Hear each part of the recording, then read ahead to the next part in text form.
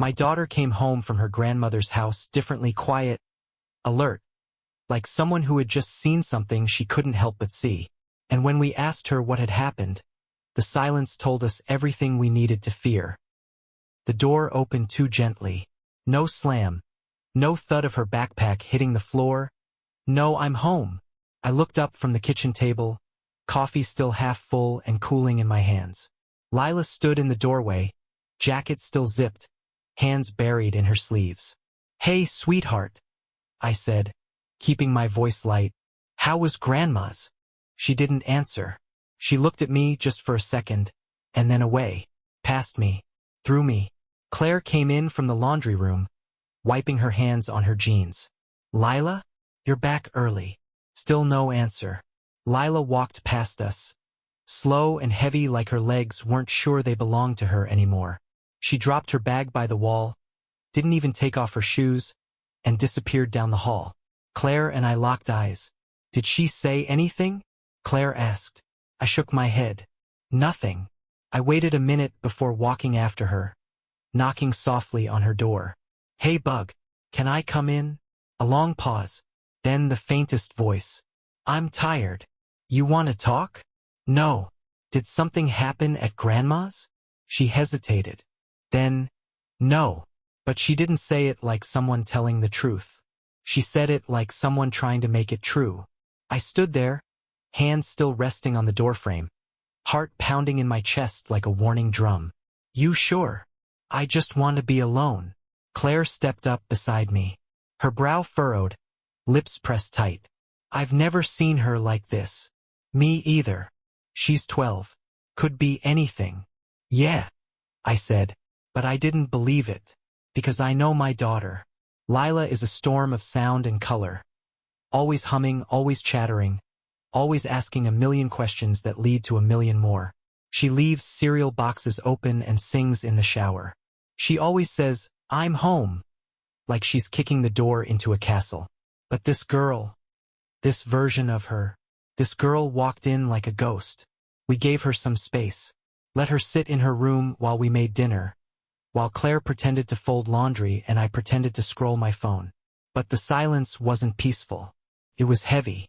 Claire knocked again around 6. "Dinner's ready, baby." Lila came out. She sat at the table, picked at her food, didn't say a word. Not even to the dog, who nosed her arm like he was trying to coax her back to life. Claire kept trying. "Did Grandma make her famous apple pie again?" Lila shrugged. "Did you two play cards like you usually do?" Another shrug. I tried. "She didn't say anything that upset you, did she?" Lila looked up at me just for a second, and then right back down. "No," she said, but something in her voice cracked. Not loudly, just enough to make the world tilt. I reached over and put my hand on hers. She didn't pull away, but she didn't hold on either. "She's never this quiet," Claire whispered after Lila went back to her room that night. "Even when she had the flu, she wanted to talk." I nodded slowly. My stomach was in knots. "It's not normal. Do you think?" "I don't know," I said. "But I think my mother said something. And I think Lila doesn't know how to say it out loud." Claire exhaled. "You think it's about her mom?" "Maybe. Or maybe it's worse than that." She put a hand on my arm. "What are you going to do?" I didn't answer right away. Just stood and looked down the hallway, toward my daughter's closed door. That quiet little crack in her voice was still echoing in my head. Then I looked at the front door. "She's not telling us," I said. "So I'm going to go ask the woman who did." Claire's face went pale. "She's not going to admit anything." "No," I said. "But that's not why I'm going." I grabbed my keys. My hands were shaking. "I'm going to make sure she never gets the chance to do it again." The sky was that sickly gray color that happens just before rain.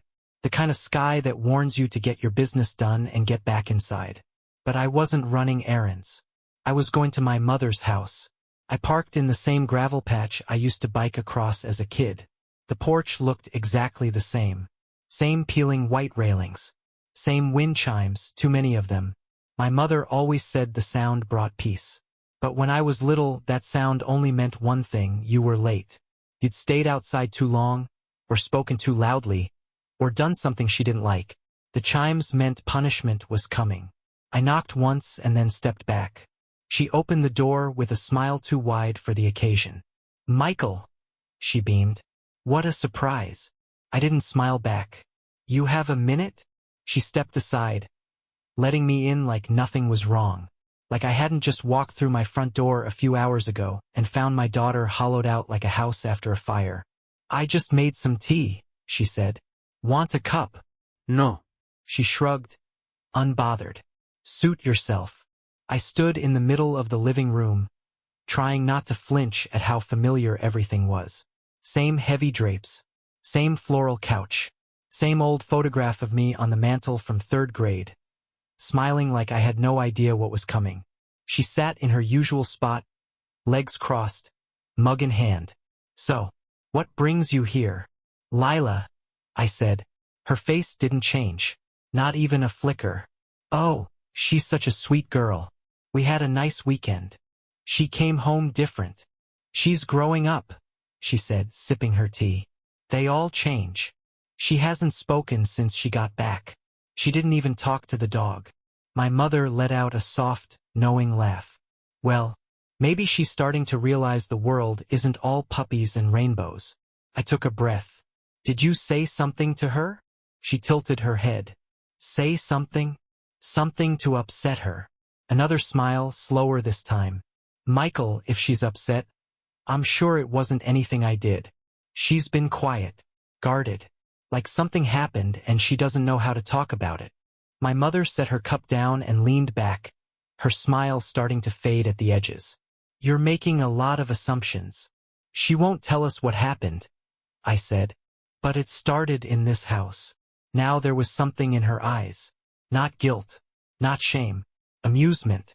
"I wonder," she said lightly, "if maybe she's just finally starting to ask questions. Ones you should have answered a long time ago." My stomach dropped. There it was. "You didn't tell her," I said quietly. "You led her to it. You wanted her to ask." "I didn't say anything she didn't already know," she said, eyes narrowing. "She's not stupid. She knows Claire isn't her real mother." "She's her mother," I snapped. "She's the only mother she's ever known." My mother waved her hand. "She's not her blood." "And you think that means something?" She crossed her arms. "I think it's dishonest to pretend biology doesn't matter." "You raised me," I said, my voice shaking. "You know damn well parenting is about more than blood." She said nothing, but the silence told me everything. "You couldn't stand that Lila sees Claire as her mom," I said, "because it means someone else got to do it right, without fear, without manipulation, without breaking her." My mother scoffed. "Don't be dramatic, Michael." But the words hit me like a slap, and suddenly I was 12 again, standing in the same living room, clutching a report card with 1 B and all A's. I'd handed it to her like it was gold. She looked at the B and said, "Well, I guess we know which subject you're not smart in." No anger. Just cold precision, like she was doing me a favor by cutting me down. "You did this to me too," I said, my voice raw now. "You always wrapped cruelty in the language of love. You called it truth. You called it parenting. But it was poison. And now you've started on her. She deserves to know where she comes from," my mother said, "before someone lies to her for the rest of her life." "She comes from us," I said. "Me, Claire, the home we built. And she was happy, until you decided happy wasn't enough." "She needs to be strong," she said flatly. "The world isn't soft, Michael. You're raising her to be fragile." "No," I said, taking a step forward. "I'm raising her to be free, something I never was." That landed. She sat still, lips pressed tight, face unreadable. I walked to the door, my hand on the knob. "You're not to be alone with her again," I said without looking back. "I don't care if it's a birthday, a holiday, or a funeral. If Claire and I aren't there, you don't get to be either." "You're punishing me?" she asked. I turned slowly. No. "I'm protecting her." And I left, closing the door on a house full of ghosts. The house was still when I got home. Claire was sitting on the edge of the couch, elbows on her knees, hands clasped tight like she was holding something together that was already splitting at the seams. She looked up the moment I stepped inside. Did she admit it? I shook my head, shutting the door quietly behind me. Not directly. Claire's eyes closed. She looked like she hadn't breathed properly since Lila came home. She said Lila's not stupid. That she already knew. Claire's shoulders sagged. She looked older than she had this morning. So she did say something. Enough to plant the doubt. Just enough for Lila to carry it home like a sickness she can't name. Claire nodded slowly, and for a moment, neither of us spoke. I didn't want her to find out like this, she whispered finally. Not from her. Not in that house. I know. I wasn't trying to keep a secret, she said, her voice breaking. She's my daughter, Michael. In every way that counts. She is. I've been here since she was 3. I changed diapers, wiped tears, held her during every nightmare. I've been mom every single day. You don't have to prove anything. But I wanted her to believe it. She cut in, her voice raw now. Not just say it. Believe it. Deep down. She does. Claire shook her head. She came home and wouldn't look at me, like something sacred had been undone. Like I was just someone pretending. I sat down beside her, close enough that our knees touched. She's confused. Hurt. But not because of you. She asked you, didn't she? Claire whispered. She asked why you never told her. I nodded. She didn't say much. Just that I should have told her. Claire swallowed hard. I used to tell myself that when the time came, we'd do it right. Sit her down, answer her questions. Show her it didn't change anything. Because it doesn't. No, she said. But now the question didn't come from her heart. It came from someone else's mouth. My stomach twisted. You think it was really my mother? Claire didn't answer right away. She stared down at her hands, then slowly looked toward the hallway, where Lila's bedroom door sat like a sealed vault. She went there as our daughter, Claire said, and came home like a visitor. I'll talk to her, I said, when she's ready. I should too, Claire said quietly. I need her to know I didn't lie to her, that I didn't hide it. I was just trying to protect her. Maybe I was wrong. No, I said firmly. You weren't. Wanting to be her mother in every way, that's not wrong. That's love. Claire's voice dropped. But what if she doesn't see it that way anymore? That was the fear we couldn't say out loud. The idea that one sentence from the wrong person could undo years of care, sacrifice, and tenderness. She's still our girl, I said. Claire nodded slowly. But she's different now. I stood up.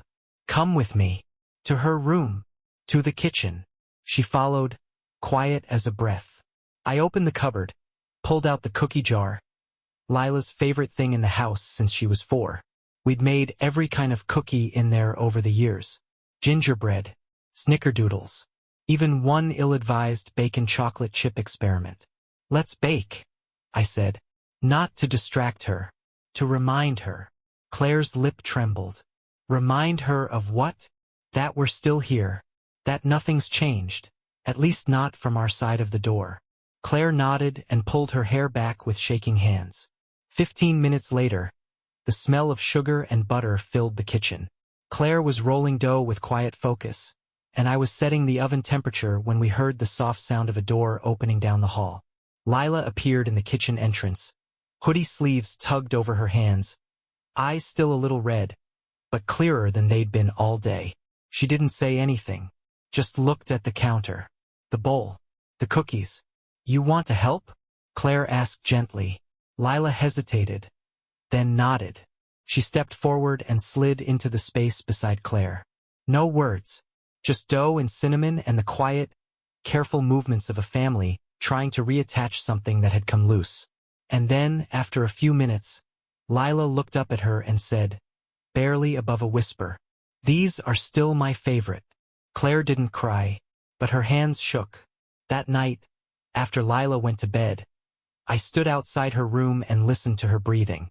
She doesn't know what to ask, I said. Claire came up beside me. Then we'll wait until she does. And we'll answer everything. Together. I nodded. But something inside me stayed tight. Because we still didn't know what, exactly, my mother had said. And until we did, we wouldn't know how deep the damage went. The next morning felt fragile. Lila came downstairs in her pajamas, rubbing her eyes, and sat at the table like nothing had happened. Like we hadn't all walked across shattered glass the day before. Claire made pancakes. She made them the same way she always had. Extra cinnamon, chocolate chips only on the edges, the way Lila liked them best when she was 7. No one said anything about what had happened. About Grandma's house. About the silence.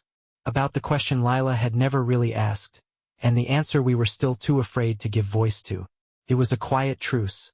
But truce doesn't mean peace. It just means nobody's bleeding where you can see. Around noon, Claire went out to run errands. Lila was on the couch, wrapped in a blanket, watching reruns of some old cartoon she used to love. I stood at the kitchen sink, rinsing out a coffee mug when my phone buzzed on the counter. Mom. I stared at the name for a second, then picked it up. My thumb hovered over the screen. I glanced at Lila, still zoned out. I walked into the hallway and answered, keeping my voice low. What? My mother sighed like I was already being unreasonable. So we're doing this now? The silent treatment? Over what? You know what? Oh, come on, Michael. She was going to find out eventually. And it had to come from you? I barely said anything. She's not a baby, you know. She asked questions. No, I said. You led her to them. You planted the seed and watched it grow. You wanted her to doubt Claire. She isn't her mother, she said. Not really. You should have told her that yourself. Instead of letting her live in some fantasy. You don't get to decide what's real in this house. Clearly, she snapped. You two live in a fairy tale where feelings matter more than facts. She's 12, I hissed. And she was happy, until you opened your mouth. She was deluded. There was a sound behind me. I turned and my stomach dropped. Lila was standing in the hallway, pale, still. She had heard everything. Lila, I said, stepping forward. Sweetheart. She didn't say anything, just turned and walked back up the stairs. I stood there with the phone still pressed to my ear. My mother's voice, tinny and distant. Michael! I hung up, and for the first time in a long, long time I wanted to break something. I walked up the stairs 2 at a time. Her door was closed. I knocked. Lila? No answer. I rested my forehead against the wood. I didn't want you to find out like this, I said. I swear to you we weren't hiding it to lie. We were just waiting for the right time. We didn't want it to hurt. Still nothing. I could hear her moving around softly inside. The sound of her climbing back into bed. Claire came home half an hour later. I told her everything, quietly, as Lila stayed locked away upstairs. Claire sat down slowly on the edge of the couch and covered her face with her hands. She heard. I nodded. Claire didn't speak for a long time. Then she said, Then it's done. What do you mean? She knows the truth now. And the way she learned it, there's no unlearning that. I sat beside her. My voice cracked. I don't know how to fix this. Claire shook her head. We don't. Not all at once. We just show up. Every day. Same as we always have. That night after dinner. What little of it Lila touched. Claire knocked on her door. This time, Lila let her in. I stood in the hallway listening. No yelling. No crying. Just quiet conversation. Claire came out 15 minutes later. Her face was unreadable. She asked me if it was true, she said. And I said yes. I said I didn't give birth to her. But I chose her. I kept choosing her. Every single day. I swallowed. And what did she say? She asked if that's why Grandma doesn't like me. That hit me like a punch in the gut. I leaned against the wall, dizzy. What did you say? Claire looked me in the eyes. I said no. I said Grandma doesn't like anyone she can't control. Silence. Then Claire added. And Lila nodded. Like she already knew. That night we tucked her in. She let Claire hug her. She didn't flinch. But she didn't say I love you back. And that, more than anything, told me how deep the wound went. Because now the truth wasn't a conversation. It was a scar. I didn't sleep that night. Neither did Claire. We lay in bed, backs touching, but both staring at the ceiling like it might start explaining how to fix what had already been done. Every time I closed my eyes, I saw Lila's face. Her eyes at the top of the stairs, the way she froze hearing my mother's voice, the way she turned away like I joined the betrayal. Claire finally whispered into the dark, "Do you think she'll forgive us?" "She doesn't need to forgive us," I said. "We didn't lie." "No," she said. "But we let someone else speak first." And louder. I reached for her hand. "That ends now." She didn't ask what I meant. She knew. The next morning, after Claire and Lila left for school and errands, I sat alone in the kitchen. The dishes were still in the sink. The scent of last night's untouched dinner hung in the air, and the quiet felt heavier than usual. I picked up my phone, called her. She answered on the second ring. "Well, that was fast," she said. "I assume this is about yesterday?" I didn't respond to her tone. I didn't let her pace the conversation. I kept my voice even, measured. I wanted her to feel the gravity of what was coming. "You're not to contact us again," I said. Silence. "I'm serious," I continued. "No more visits. No more phone calls. No verzas. No holidays. Nothing." She let out a sharp laugh. "Michael, don't be ridiculous. You weaponized something sacred," I said. "You told a child something you had no right to say, and you did it to create doubt. You did it because it made you feel powerful." I told her the truth, she snapped. "You were the one hiding it." "No," I cut in. "We were holding it gently, because some truths aren't meant to be handed over like knives." "You're being dramatic. You broke her trust," I said. "You cracked something in her that we have to spend years repairing." "Michael, and the worst part?" I said, standing now, pacing the kitchen, heart pounding. "You knew exactly what you were doing. You knew it would land like a grenade, and you waited for it. You watched the damage unfold like it was justice." "I am her grandmother." "No," I said coldly. "You're not. Not anymore." The line went dead silent. And then, her voice, like steel under lace. "So that's it. You're cutting us off because I told the truth." "I'm cutting you off," I said, "because I'm not letting you rewrite another child. After everything I've done for you, you raised me on fear," I said. "You dressed it up as love, but it was always about control. I survived that. But Lila, she won't. Not if I let you near her again." Her voice rose, shrill now. "And what about your father? Your family? Are you going to throw us all away because Claire needed to feel like a mother?" I nearly crushed the phone in my hand. "Claire is her mother," I said. "And if you can't see that, if you won't respect that, you don't deserve to be part of this family." She scoffed. "You think you're doing the right thing? You think cutting your daughter off from her roots will make her feel safe? You're going to regret this." "No," I said calmly. "You will." And I hung up. For good. Claire came home an hour later. I told her what I'd done. Her shoulders dropped with relief, but behind her eyes, I could see it too. Fear. Not of my mother, but of what came next. Because people like my mother don't go quietly. She didn't wait long. The Facebook post went up that night. Vague enough to pass as innocent, sharp enough to draw blood. It's heartbreaking when your own child turns their back on you, especially when all you've ever done is love them and tell them the truth. Some people don't want to be reminded of where they come from. They prefer the lies that feel nice. But I won't apologize for caring. The comments came fast. "Oh no, what happened? You deserve better. Some kids just don't understand how lucky they are." And then the one that lit the match. "Charlotte. I tried talking to him. He's brainwashed by her. Always has been." Claire saw it first. She handed me the phone without a word. I read every comment, every carefully crafted pity move, every little dagger slipped in with sugar. I didn't respond. Not yet. Because this wasn't just about what they said. It was about what they were willing to destroy to stay the victim. And I wasn't done drawing boundaries. Next, I'd be drawing blood. It would have been easy to ignore the Facebook post. Easy to say, let it go. That's what Claire said at first.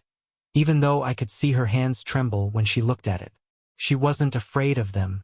Not really. She was afraid of what I might do when pushed far enough.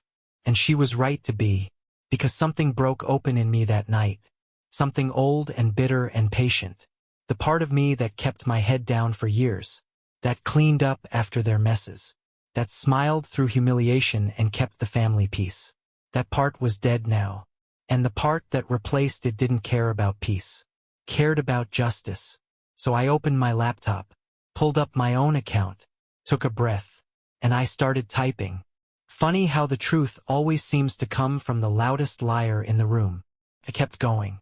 Let's talk about what really happened. My 12-year-old daughter came home from a weekend at her grandmother's house and wouldn't speak. For hours. Her entire personality. Gone. Shaken. Empty. She wouldn't say what happened. Not at first. But the change was obvious to everyone who loves her. Turns out, someone thought it was their job to tell her, without warning, without kindness, that the woman who raised her, who loves her, who's held her since she was 3, isn't her real mother. Not out of care, out of spite, out of some twisted desire to undermine the only family that's ever actually loved her right. And then, when confronted, they did what they always do. Played the victim. Cried about being cut off. Cried about family. When the truth is, family only ever meant one thing to them, control. So go ahead. Believe what you want. But don't mistake silence for guilt. I've stayed quiet for a long time. But not anymore. I hit post. Claire read it and didn't say anything. She didn't have to. She walked over, wrapped her arms around me from behind, and whispered, "Thank you." An hour later, the notifications started coming in. Likes, comments, messages, private notes from cousins I hadn't heard from in years. One from my aunt. "I always knew your mom had a mean streak. But this, I'm so sorry. We're proud of you." Another from my cousin Amy. "I cut her off years ago. She did the same thing to my sister. Stay strong." Then came the fallout. Charlotte called first. "You need to take that post down." "No," I said. "You made Mom sound like a monster." "She is a monster. You're just upset." No, Charlotte. "I'm done. You've always had it out for us," she snapped. "You just wanted a reason to cut us off." I laughed. "You gave me 1,000 reasons. I just finally stopped ignoring them." "You're selfish." No. "I'm a father. And for the first time in my life, I'm doing right by my family." Click. That was the last time I heard from her. At least until the will. 2 days later, a letter came by courier. Hand-delivered. Formal envelope. Legal letterhead. Claire opened it, brows furrowed. She read it twice before handing it to me. My mother had rewritten her will. I was out. Lila was out. Claire never mentioned. Everything was going to Charlotte. The house. The heirlooms. The savings. Every twisted little piece of legacy that used to mean something to me. Claire looked at me cautiously. "How do you feel?" I smiled. Relieved. Because finally, they had nothing left to hold over me. No money. No guilt. No place at the table that came with a side of shame. They thought they were punishing me. But really, they'd set me free. The letter sat on the counter for a week. Unopened after the first read. Claire kept thinking we should burn it. I kept thinking we should frame it. Lila never asked about it. Until she did. It was a Wednesday afternoon. Sun pouring in through the windows. The smell of fresh laundry hanging in the air. Lila came into the kitchen with her hair up in a messy bun. Her favorite hoodie falling past her hands. "Was that letter from Grandma?" Claire and I exchanged a glance. "Yeah," I said carefully. "Sort of." "What did it say?" Claire set down her mug. "It said we're not in the will anymore." Lila frowned. "Why?" I watched her face, looking for signs of hurt. But she didn't look hurt. She looked angry. I hesitated. "Because we told the truth." She nodded like it confirmed something she already knew. Then she asked, Can I write her back? Claire blinked. Sweetheart, you don't have to. I know, Lila said. But I want to. We didn't stop her. She took her notebook to the dining table and sat there for over an hour, pen moving slowly, pausing often. And when she was done, she folded the letter neatly and handed it to me. Mail it if you want, she said. Or don't. I just needed to say it. That night, after she'd gone to bed, I unfolded the letter. It was written in her messy, careful cursive. Dear Grandma, I know you probably think you were helping me, that telling me the truth would make me smarter, stronger, but it didn't. It made me sad. Not because I found out Claire isn't my birth mom, but because I realized you don't think she's my real one. She is. She's the one who sat up with me all night when I was sick. The one who packed notes in my lunchbox. The one who taught me how to braid my hair and how to stand up for myself. She's the one who stayed. You made me feel like loving her was wrong, like calling her mom was a lie. But it's not. The lie was thinking you were safe. I don't know if I'll ever want to see you again. I'm still figuring that out. But I know one thing for sure. Claire is my mother. And if you can't accept that, you don't belong in my life. Lila.